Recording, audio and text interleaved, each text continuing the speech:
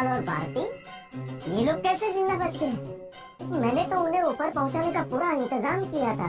ईमानदार व्यापारी जसवंत भाई और दवाई की कालाबाजारी करने वाला मदन लाल, दोनों एक ही आदमी है।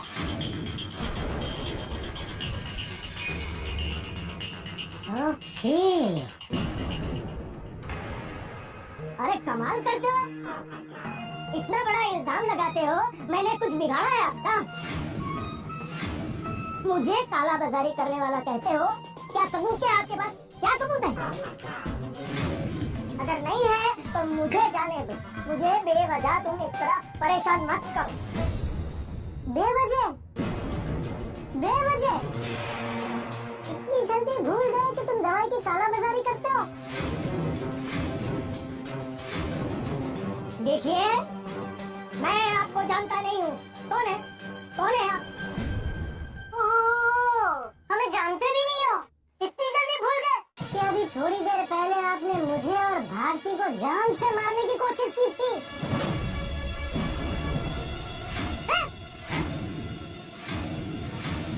और आपकी वजह से ना जाने कितने लोगों को जरूरी इंजेक्शन और दवाइयाँ नहीं मिल रही हैं।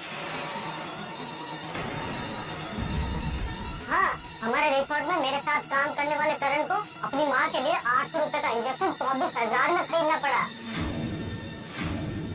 देखो, इन सब बातों से मेरा कोई मतलब नहीं है। आप झूठे इल्जाम लगा रहे हो मुझ पर। देखिए, अगर आपने मुझे गलत तरीके से फंसाने की कोशिश की ना, तो मैं आप पर मानहानि का केस कर दूंगा, आपको कोर्ट के धक्के खिलवाऊंगा। बोलो, है कोई सबूत? अगर है तो दिखाओ, नहीं तो इंस्पेक्टर साहब मुझे जाने दो। अरे बाप रे, कहाँ गया सबूत? सबूत नहीं मिला तो ये छूट जाएगा।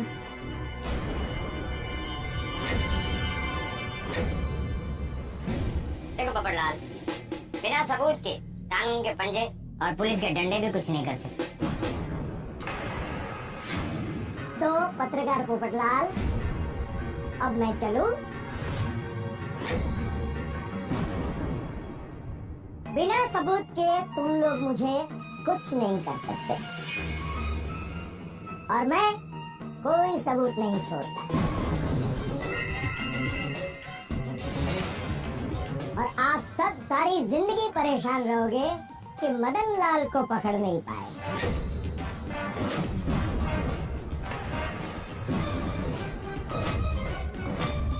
Goodbye everyone, and never see you again.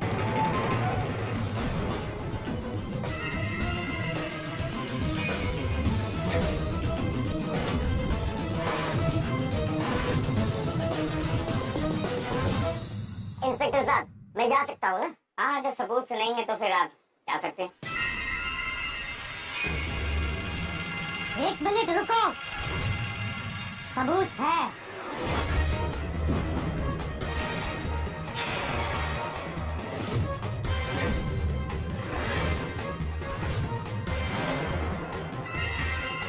मैं लेकर आता हूँ।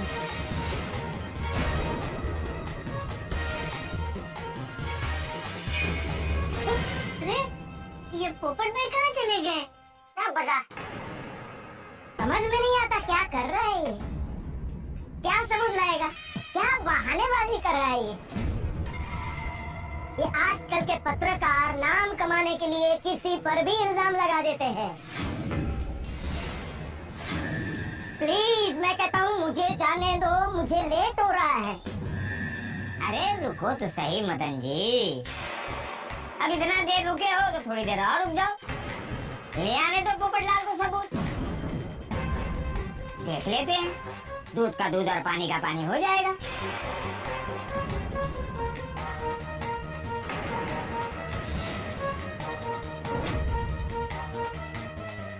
वो अब तक नहीं आया, कहीं भाग तो नहीं गया? भाग गया वो। आएगा आएगा। अरे 1 मिनट रुक, वो पोपटलाल आ गया।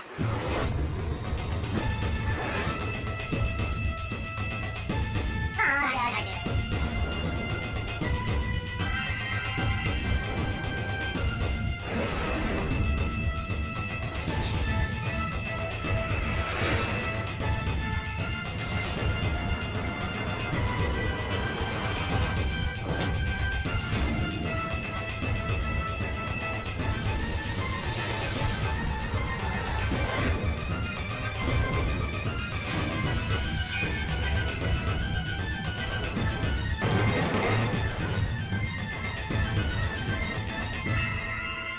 क्या भाई, लाए सबूत?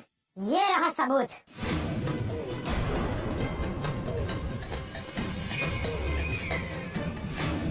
मेरे हर मौसम का साथी, मेरा हमदम, मेरा हमसफर, मेरा छाता। अरे यार सबूत दिखाओ, नहीं छाता क्या दिखा रहे हो पोपटलाल? मदन लाल, तुमने मेरा स्टिंग ऑपरेशन स्पेशल कैमरा वाला पेन तोड़ दिया, मेरा मोबाइल तोड़ दिया, लेकिन एक गलती कर बैठे। जब तुम्हारे आदमी मुझे पकड़ कर लाए और पानी में फेंक रहे थे, तब मेरा छाता गिर गया था। वो गिरा नहीं था, मैंने गिरा दिया था, क्योंकि इस छाते में कैमरा छिपा हुआ है।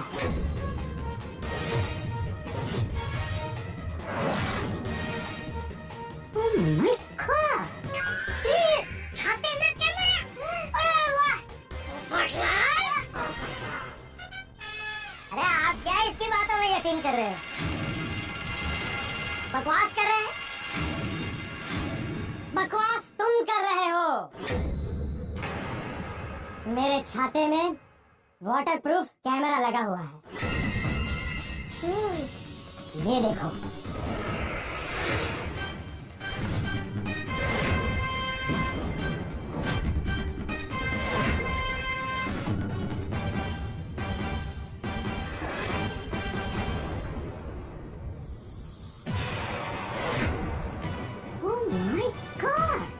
बड़ी फैंटास्टिक आइडिया पोपटलाल। इसमें तुम्हारा सारा प्लान, तुम्हारी सारी बातें, तुमने हमारे साथ जो सुलूक किया, सब कुछ रिकॉर्ड हो चुका है। देखना चाहते हो? इसमें सारा सबूत है। अरे छाता क्या दिखा रहे हो पोपटलाल? उसके अंदर का वीडियो है वो दिखाओ, वो सबूत बनेगा। मैं अभी टैब लेकर आता हूँ।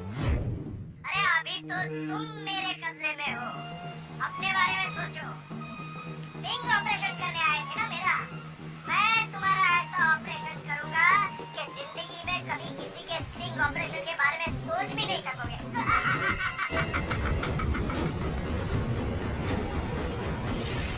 किसी कदम को अपना हथियार बनाकर मेरा स्टिंग ऑपरेशन करने आए थे ना, अब देखना, ना रहेगी कलम और ना होगा कोई स्टिंग ऑपरेशन।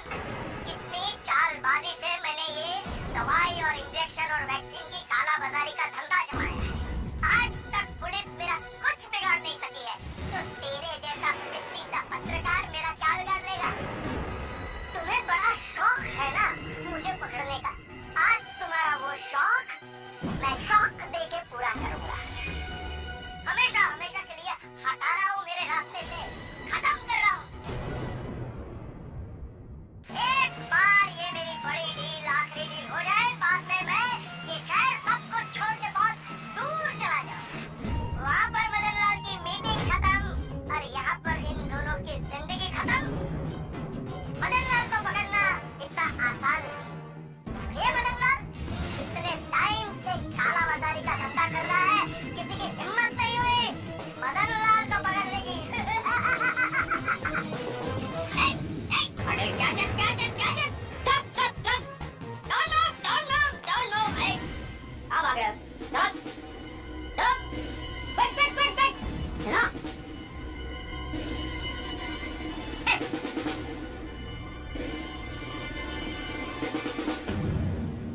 अब बोलो जसवंत भाई उर्फ मदन लाल,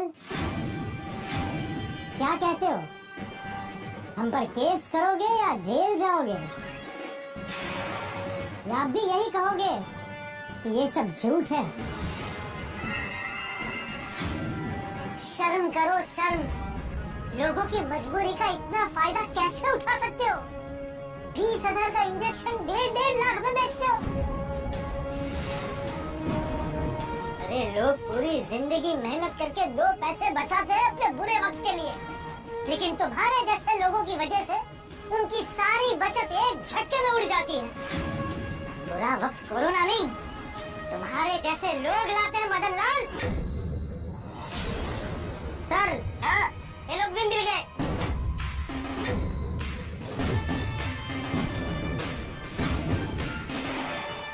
ओह नो, ये दोनों भी पकड़े गए। मतलब सारी बातें खुल जाएगी। और 2 मोबाइल मिला है सर। गुड। ये मोबाइल तो हमारा है। सिंह जी, आपका मोबाइल। बापूजी मोबाइल। चलो ये दोनों मायावी भी पकड़ी गई। आप लोग ध्यान से सुन लो। कानून के पंजे से और पुलिस के डंडे से कोई नहीं बच सकता, अगर उसने गुनाह किया हो तो। ये तो होना ही था। यस। गलत काम करने वाले लोग आज नहीं तो कल पकड़े ही जाते। तुम लोग शायद बच भी जाते अगर डॉक्टर मालपानी यानी हमारे हाथी भाई पकड़े गए उसके बाद भाग जाते थे। लेकिन पैसों की लालच ने तुम लोगों को अंधा कर दिया था। क्या बोलते हो? कैश है तो ऐश है। गलत तरीके से कमाया हुआ कैश अब तुम्हें जेल में ऐश करवाएगा मदन लाल। तुम यही सोच रहे हो ना कि हमने तुम्हें कैसे मार दी? सही सोच रहे हो। तुम बहुत चालाक हो और हम ठहरे भोले भाले इंसान। जब तुमने कोड वर्ड बदल दिया तो मैं मायूस हो गया था। गोकुलधाम वापस जा रहा था, लेकिन जब जेठालाल की मैनेजर के साथ बात हुई और हमें ये पता चला कि संजना भी तुम्हारे साथ मिली हुई है, तो हमें आइडिया मिल गया कि संजना ही हमें तुम तक पहुंचाने का रास्ता बन सकती है। हम तो तुम्हें पहले ही पकड़ लेते, लेकिन ये हेलो सर इसने हमें भटका दिया। हमको पता नहीं था ये भी तुम्हारे साथ मिली हुई है। अरे दीप्ति बेटा, हम तो स्त्री को देवी मानते हैं, लेकिन तुम तो डायन बन गई। देवी तो रक्षक होती है, लेकिन तुम इन काला बाजारियों के साथ मिलकर भक्षक बन गई। और संजना तुम भी, भगवान ने तुम्हें भोली सूरत दी, उसका ये फायदा उठाया। दादा, ये बहुत गलत किया तुम दोनों ने। हमें माफ कर दीजिए। हमें अपने किए पर बहुत शर्मिंदगी है। अब शर्मा के फायदा क्या जब चिड़िया चुग गई खेत। अब तुम सीधे सीधे बता दोगे या पुलिस के डंडे खाने के बाद सच कबूलोगे?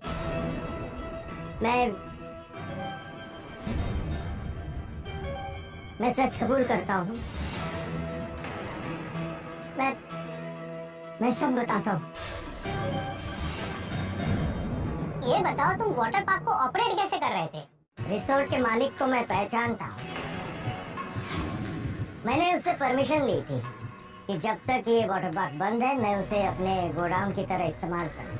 ओह, मतलब तुमने उन्हें धोखा दिया है। इस वाटर पार्क का मेन गेट हमेशा बंद रहता है, लेकिन एक छोटा गेट है जो रिसोर्ट से भी है, जो वाटर पार्क बंद होने की वजह से कोई यूज नहीं कर रहा था। और मेरे दवाई की काला बाजारी के बिजनेस के लिए ये लोकेशन परफेक्ट था। और ऊपर से मैंने होटल के कुछ स्टाफ को पहले से ही खरीद लिया था। वो सब चोरी चुपके से मेरे लिए काम करते थे, ताकि मुझे सबकी खबर रहे, लेकिन किसी को मेरी खबर ना मिले। और कुछ महीनों से मैंने इंजेक्शन और दवाई का सारा स्टॉक इसी में छुपा कर रखा था। और सारी मीटिंग डीलिंग इसी रिसोर्ट से करता था। और वाटर पार्क में आने जाने के लिए हम इसी छोटे गेट का इस्तेमाल करते थे। रात को हमारे टेम्पो का आना जाना होता था और बिना किसी टेंशन के दवाई की काला बाजारी का धंधा होता था। ये जो शोर भाई है बदमाश। अब चलो पुलिस स्टेशन, वहाँ पता कर लेंगे कौन कौन लोग तुम्हारे साथ जुड़े हुए हैं। सच सच बोलना, नहीं तो जानते नहीं तुम, हमारा नाम है इंस्पेक्टर चालू जी पांडे, जो झूठ बोलते हैं उनको पड़ते हैं डंडे। सब सच बताऊंगा। राजा भाई और दूसरे जो भी कस्टमर्स के साथ मैंने ये डील की है उस पर भी बताऊंगा मैं। जसवंत भाई, एक बात पूछूं? आप तो कितने अच्छे इंसान थे, फिर इस गलत राह पे कैसे चल पड़े? दुर्बुद्धि। पहले मैं बिल्कुल ऐसा नहीं था, एक ईमानदार और सेवाभावी बिजनेसमैन था। लेकिन जब से ये कोरोना आया है, कोरोना की महामारी में लॉकडाउन पे लॉकडाउन पे लॉकडाउन और खत्म चौपट, धंधा बंद हो गया। लोग घर में बंद हो गए, मजदूर लोग गांव चले गए और फैक्ट्री को ताले लग गए। मेरा इतने सालों का टूर्स एंड ट्रैवल का धंधा भी बंद हो गया। हर रोज नुकसान पे नुकसान पे नुकसान। खर्चा तो हो ही रहा था, ऊपर से बचत भी खत्म हो रही थी। मैं हार गया था और तभी मैंने देखा कि ऐसे वक्त में सबसे ज्यादा बिजनेस दवाई का चल रहा है। मुझे दुर्बुद्धि सूझी और तब से मैंने ये दवाई की काला बाजारी का धंधा शुरू किया।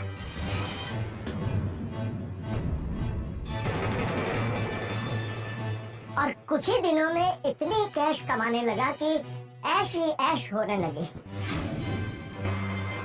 और फिर ऐश करने के चक्कर में मैं अंदर ही अंदर धंसता गया। देख भाई जसवंत, बुरा समय तो हर किसी की जिंदगी में आता है, लेकिन सब लोग अगर तेरी तरह गलत रास्ते पे चलने लगे तो कोई भी अच्छा आदमी तो बचेगा ही नहीं। और ये स्थिति चाहे कितनी भी बुरी क्यों ना हो, लेकिन हमें कभी भी खराब काम करने के बारे में सोचना भी नहीं चाहिए। दुर्बुद्धि को हम पे हावी नहीं होने देना चाहिए। और वक्त चाहे कितनी भी परीक्षा क्यों ना ले, लेकिन हमें हमेशा अच्छे काम और सद्गुणों के साथ जीना चाहिए, समझा? बिल्कुल बिल्कुल, तो चाचा ने बिल्कुल सही कहा। कोई भी व्यक्ति जन्म से गुनहगार नहीं होता, हालात उसे गुनहगार बना देते हैं, लेकिन हालात को दोष देके व्यक्ति को क्षमा नहीं कर सकते, गुनहगार को माफ नहीं कर सकते। ईश्वर से प्रार्थना कर सकते हैं कि ईश्वर हमें सद्बुद्धि दे, हमारी बुद्धि बिल्कुल ठीक रखे। वक्त खराब हो सकता है लेकिन बुद्धि खराब नहीं होनी चाहिए, उस वक्त मन चलित नहीं होना चाहिए, क्योंकि वक्त अच्छा हो या बुरा जैसा भी हो बीत ही जाता है। लेकिन इस वक्त मैं बेहद खुश हूँ, सत्यमेव जयते, सत्य की विजय हुई, सत्य का साथ देने वालों की विजय हुई, मिशन काला कौवा सफल हुआ और काला बाजारी पकड़ा था। ये तो हो गया, लेकिन बहुत कुछ होना बाकी है। बहुत किस्से, बहुत मस्ती, बहुत हंगामा। बस देखते रहिए तारक मेहता का उल्टा चश्मा, देखते रहिए, हंसते रहिए। तारक मेहता का उल्टा चश्मा, तारक मेहता का उल्टा चश्मा। बच्चे खेलते हैं क्रिकेट, रोज खिड़कियों के कांच टूट जाते हैं, बूढ़ी इसी प्लेयर्स रिकॉर्ड तोड़ जाते हैं। तारक मेहता का उल्टा चश्मा, तारक मेहता का उल्टा चश्मा, तारक मेहता का उल्टा चश्मा। मिशन काला कौवा सफल हो गया, हो गया। अरे पाने बेटा, लेकिन इसमें तुम इतना गुस्सा क्यों कर रहे हो? गुस्सा ना हो तो क्या करूं चाचा जी? कल न्यूज और टीवी पर क्या है? पोपटलाल ने स्टिंग ऑपरेशन किया, दवाइयों की काला बाजारी करने वाले को पकड़ लिया, उसने छतरी में कैमरा रखा और बड़े स्मार्टली उनका सारा रिकॉर्ड कर लिया। खुद अपने आप को मौत के जाल से छुड़ाकर हमारे सामने आ गया। सालू पांडे ने क्या किया? एंड में आया, उनको पकड़ा और लेके चल दिया। मैं जब घर से निकला था तो बासुंदी को कहा था कि मैं आज बहुत बड़े मिशन पे निकला हूँ, देखना ये केस मैं सॉल्व करके आऊंगा। अब मैं बासुंदी को क्या बोलूंगा?